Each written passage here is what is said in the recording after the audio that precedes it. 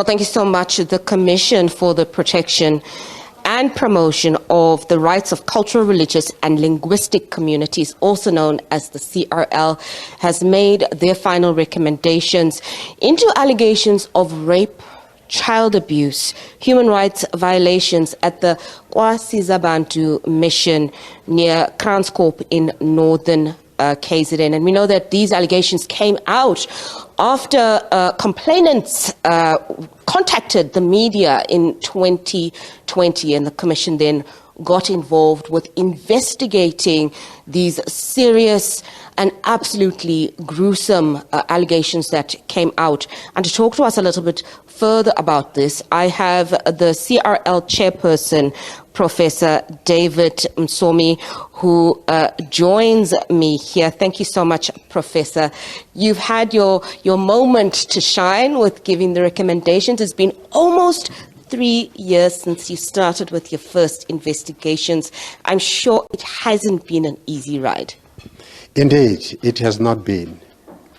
3 years of hard labor, 3 years of crisscrossing from Gauteng to KwaZulu-Natal, meeting the complainants, meeting the mission.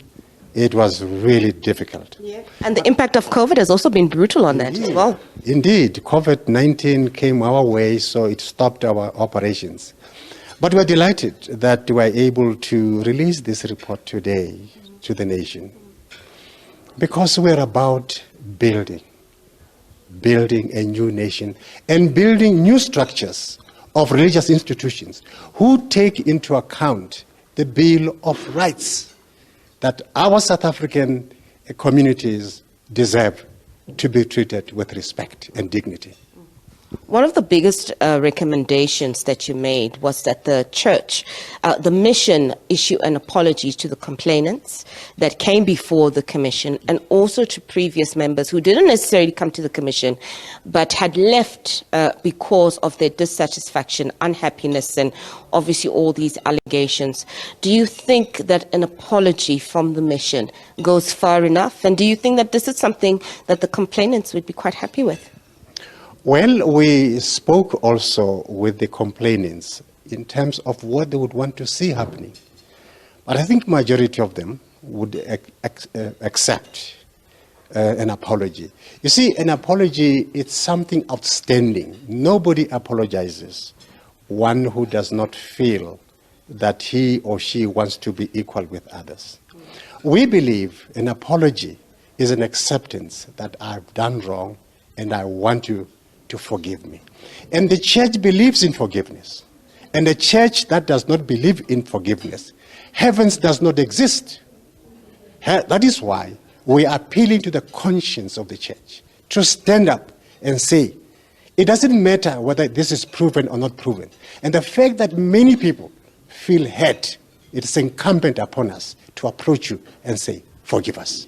The church staged a walkout during their appearances. How likely do you think they are to apologize? Because they do seem to seemingly be on the defensive. In our conversation with them, we raised these issues. I think we're given an assurance that an apology and also reconciliation would be something that they would consider seriously. So we believe that in the business of their faith, we are not inviting them to a new terrain. We are inviting them to a terrain in which they function on a daily basis.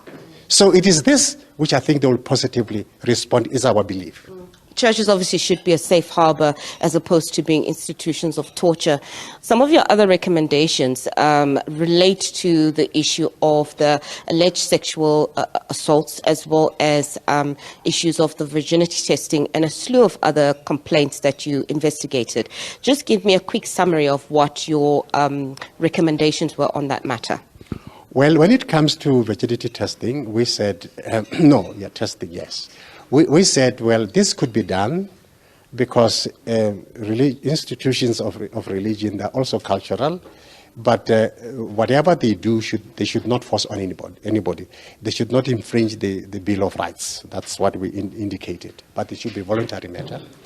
When it comes to issues of rape, money laundering, corruption, and things that we said that these matters are not within our jurisdiction, and therefore they must be referred to the organs of state, SAPS. So we understand in terms of cooperative governance that these matters which are critical ought to be referred to those organs of state for further investigation and come up with the conclusions.